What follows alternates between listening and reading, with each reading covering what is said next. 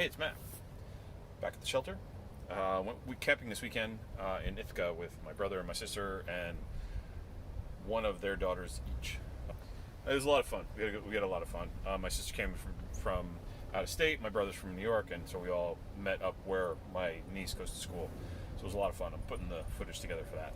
But in the meantime, one of the things that I've been wanting to build is I have a bow saw, and it's good. It has a greenwood blade on it, so it doesn't cut a lot of the stuff that I'm cutting. Well, all of the stuff that I'm cutting is dead. It's drywood. So the teeth on a drywood saw are different. So this is a greenwood saw, and you can see that it's not uniform across the whole blade. There's, I think it's called a clearing blade. I'm not sure, but it's staggered so that it'll clear the green because it's wet and it gets bunched up and all that other crap. I don't pretend to know what I'm talking about. I just did some research. So I was like, okay, I'll get a drywood blade, and you can see the teeth are pretty much uniform and standard. This is for cutting drywood, and you can see there's a little ring on the end, and I'll get to that in a minute. So getting back into bushcraft, getting back into camping led me to learning more and more about bushcrafting. And so I started following these two guys in England. One is Andy, and he is over at Kent Survival. I'll put a link up there in the corner. Really great dude. If you like campfire cooking or building stuff, he's awesome. He has two channels, actually. He's got a regular channel for all of the stuff that he does, and he's also got a gear review channel that he has as well. So I'll put both links down in the description. I was watching a video that he had, and he was referring to a guy that he hangs out with, that he does a lot of camping with and planned events and stuff like that. His name is Simon, A Bloke in the Woods. Very cool channel. If you're into camping and bushcrafting and canoeing, he's a big canoe guy. He's constantly doing stuff where he's canoeing up and down rivers in I don't know where he is in England. He's in England. Sorry, dude. Anyway, he has a video where he shows you how to make a BUCKSAW. So I got the blade. Now I just need to build a frame to go with it. And so I was watching videos and looking at all these things, and one of the things that I came across was Simon did a video on how to make a BUCKSAW really, really easily. So I tried it. I'll put a link to the actual video, and I'll put a link to his channel in the description, but the link will be up there for this video. And it just breaks it down in real simple steps. Of course, me being me, I followed most of it. Learned some stuff along the way, but essentially what you do is you take a piece that's about as long as the blade, and in my case I've got a 24-inch blade. Take a piece and you cut it and you split it and you flatten it, okay, and then you cut tenons on the end, so you got these little pegs sticking out of the sides, and then you have two up and down pieces that you cut, then together they're about the same length as the blade, and you carve tenons and you carve mortises into those, and then you plug everything in. So let me show you what I got. So I gave it my best shot. So here's my blade. I've got a cross piece. You can see each one has a little tenon on the end of it. And there's one of the sides with the mortise. And what I did was I cut a groove into the bottom of each, and then you can see over here on the side, you can see over here on the side, there's a notch, and what happens is the ring fits in the notch like that, okay? This side is fine, as you can see. The other side, it's like I didn't do it deep enough, so it's kind of like that, so it's wobbling.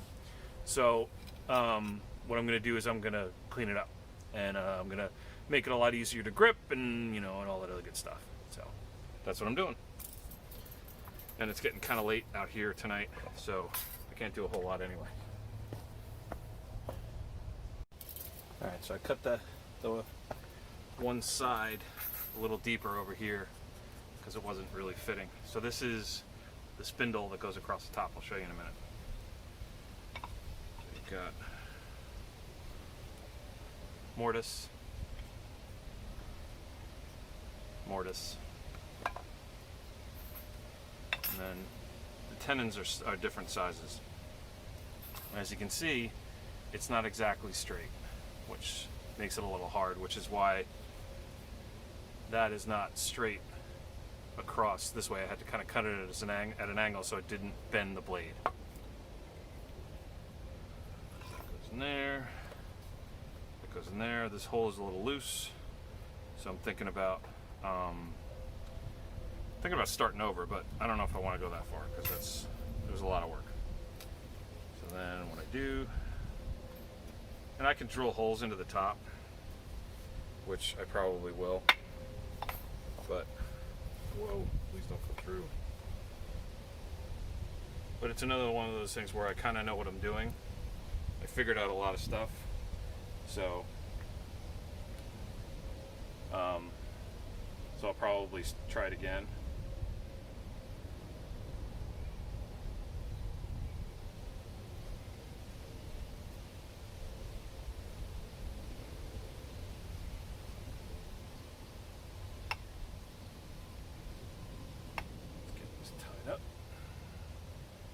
I'm just twisting this just to take up some slack so it doesn't fall apart immediately.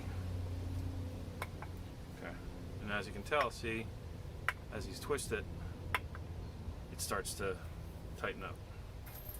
So I'm gonna take this ring. Oops, it's hard to see when you're not looking. Take this one. Here's the hard part, getting it together. Ow. And it's a really sharp saw too. Okay, there we go. Alright, so I've got the ring set. And now what I'm going to do is hold that, and the saw blade's going to fall out. Tie this a little tighter.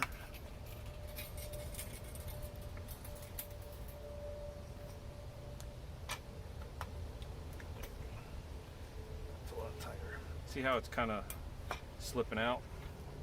It's because I think because I have it down too close to the edge. So that's something in BUCKSAW 2.0 I'll have to take into account. I'll just tighten this up. It's already pretty tight. So, there you go. Matt's BUCKSAW. Woohoo! At some point what I'll probably do is I'll probably carve a notch, or I might even put a hole in the middle. I also might remake it because these mortise and tenons aren't very tight, and it would make it a whole lot easier putting everything together. See, the blade is straight mostly, but as you can see, the cut in that has to take into account this part. Now, when Simon was doing it, Simon was smart because he made the curve go this way. I'm an idiot, and I made the curve go this way. So, lessons learned. So, here's my BUCKSAW. Woohoo! Here's a BUCKSAW challenge. I challenge people who watch this video who maybe have their own channels or maybe have access to some wood outside. Try and make your own BUCKSAW. I'll put the tutorial up here again to Simon a Bloke in the Woods. To his video, I'll put it up there again. So you can try and see if you can do it. It's really not that hard. I got it online. I think it was like maybe 20 bucks, 25 bucks. It's a 24-inch, what do they call it? Drywood. It's a 24-inch drywood blade. So it's pretty good. I need to work on the grip because it's, my corners are kind of sharp. I rounded them off over here, but I didn't do that over here, which was kind of silly. But yeah, and you can do it from either side, which is kind of nice. So, give it a shot. Give it a try. If you do make one, shoot me a link, or my email is in the About page. Shoot me an email and send me a link to your video, and I'll put together a link. I'll put together a video of people who accepted the challenge. No prize, sorry. I don't really have anything. But try it, see what happens. So that's it for me, at least for today. Nice short one.